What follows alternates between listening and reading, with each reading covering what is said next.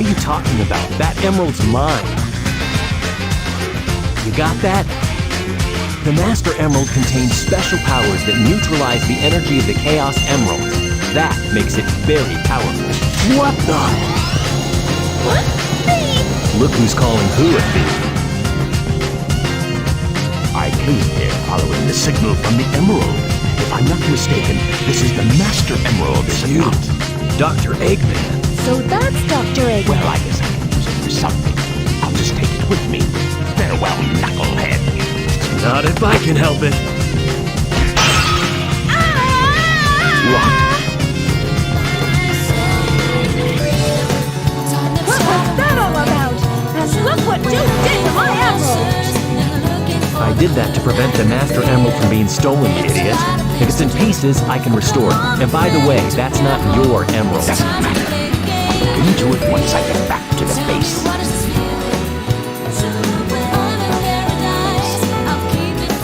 I despise anyone who takes jewels from me. All the world's gems are mine to keep. Yeah, we'll see about that, Batgirl. But Barbara Gordon's not in this game. Hello everybody, it's me, your good friend Sparky, and welcome back to the Sonic Adventure 2 Battle Chronological Let's Play. The next part of the story takes place in Wild Canyon, with Knuckles the Echidna, and a new character to the Sonic franchise at this point in time, Rouge the Bat. This is her premiere game, along with Shadow the Hedgehog. Knuckles here pretty much directly takes his gameplay from Sonic Adventure DX. The treasure hunting levels, where you're hunting for Master Emerald pieces, or any other various treasures you might happen to be looking for. But for the most part, with Knuckles, it's Master Emerald pieces. And this part of the game kind of brings up a point that's come up about Sonic Adventure 2 over the years. There's a stigma against this game that only 1/3 of the game is really good. The running levels, the Sonic levels. The shooting levels, on the other hand, and the treasure hunting levels, they're not really great, according to some. They are not worthy of your time. They're not really worth playing. Stuff like that. They're bad. People say that these parts of the games are bad. And while admittedly the treasure hunting levels, in this game at least, they're arguably not as good as they are in Sonic Adventure DX, I'd really stray from saying that they are bad. They're different, yes. They can take a while to get done depending on where the emerald pieces show up, yes. But are they bad? No, I don't think so. There's a certain enjoyability to these levels, where you've got these wide open stages to explore. And sometimes at different parts of the game, they can go a little overboard with these stages and make them more difficult than they really need to be. But there is an exploration aspect that I really enjoy about them. And the shooting levels, there's a sort of crazy hype aspect to them that I also really enjoy. I guess it really depends on your tastes and what you like in a Sonic game. But Sonic Adventure DX and Sonic Adventure 2, these are the games I probably played the most growing up, so I guess I'm more partial to them. I don't really know how to explain it the best. But they don't always take a really long time to complete, as evidenced here. That was only about 2.5 minutes, rather. It really kind of depends on how things are randomized, honestly. And we can see a little more of that with Rouge the Bat.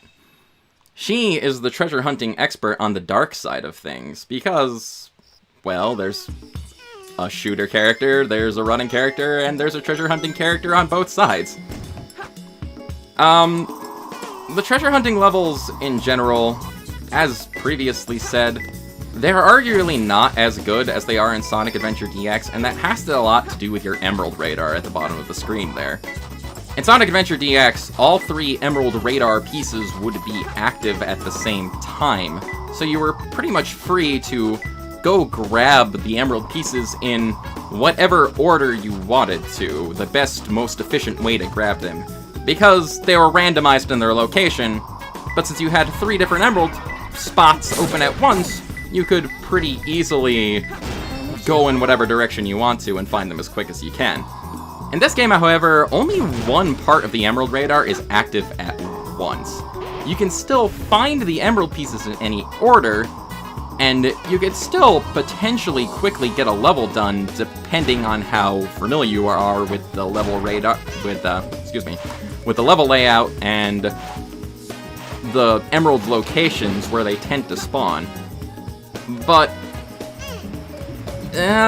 yeah, the way it's set up where you can only really locate one at a time efficiently, it's not as effective as it was in Sonic Adventure DX, I think. But there's kind of a science to it. Every level is kind of divided up into different sections. Like Rouge here, she has 2 distinct locations in her opening level, Dry Lagoon.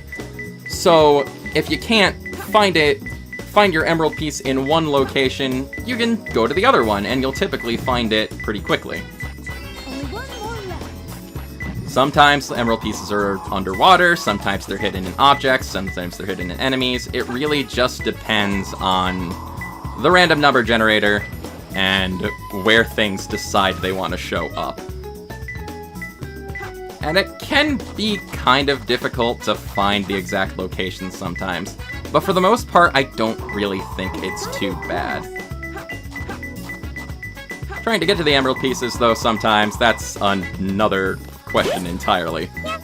Because it can be kind of difficult to fight with the camera and grab them where you think they are on occasion. But all that being said, I don't really think it's too bad.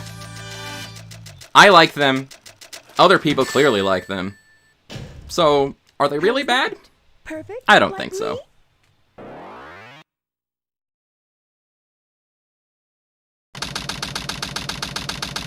Here's a bit of extra footage for everyone. A cutscene comparison. Sometimes when characters from the 2 stories interact, you'll see the same cutscene play out regardless of which story you're currently playing. In this case, it's when Knuckles and Rouge meet for the first time and she's trying to steal the Master Emerald from him. These kind of scenes are more consistent than they were in the first Sonic Adventure. In that game, the spoken dialogue could differ drastically depending on what character you were playing as. But this time around, they kept all the speaking parts the same, and instead gave us different camera angles and background music depending on which story you're in. For instance, in this scene, Rouge's theme plays during the Dark story. Master Emerald is not Dr. Eggman. So that's Dr. Eggman. Well, I guess I can use it for something. I'll just take And Knuckles' theme plays during the Hero story. Not if I can help it.